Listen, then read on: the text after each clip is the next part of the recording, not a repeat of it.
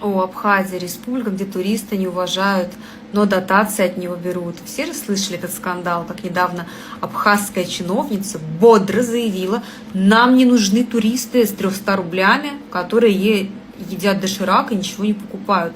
Сказано это было официально, с трибуны, под камеры, с полной уверенностью, что она права. Но у меня вопрос: а вы там точно в себе? Или у вас в горной воде уже не только минералы, но и мания величия? Давайте цифры для тех, кто забыл, чем питается их экономика. 40% бюджета Абхазии – это прямая помощь из России. Основной поток туристов – это россияне, и как раз те самые, кто едет на машине с детьми и небольшим бюджетом. Туризм – единственная дышащая артерия республики. Сервис на уровне советской базы отдыха без ремонта. Медицина отсутствует, как и канализация в некоторых районах. И что турист получает взамен? Ротавирус, очереди на границе и отношение уровня «что ты тут приперся со своими 300 рублями». Зато дотации от России берутся исправно. И тут нет никаких претензий. Как говорится, денежка, она не пахнет. Слушайте, пора заканчивать с этим спонсорством. Давайте уже признаемся честно. Сколько можно кормить тех, кто тебя же и презирает?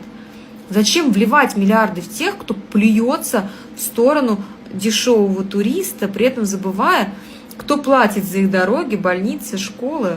Пора менять стратегию. Нам нужна мягкая сила. Вместо бесконечного финансирования неблагодарных окраин мы могли бы открывать русские дома, культурные центры, университеты, в Грузии, Сербии, в других странах.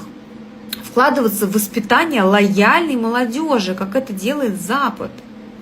Использовать информацию, образование, культурное влияние, а не только деньги. Я понимаю, у нас рука руку моет, но забывайте об этом. Абхазии пора определиться. Либо вы принимаете, что Россия ваш главный партнер и турист, и ваш хлеб. Либо в следующий сезон турист с дошираком поедет в Воронеж, а Россия будет инвестировать туда, где ее уважают. Так что спасибо за откровенность. А теперь мы тоже будем честны. Деньги любят счет, а Россия – уважение.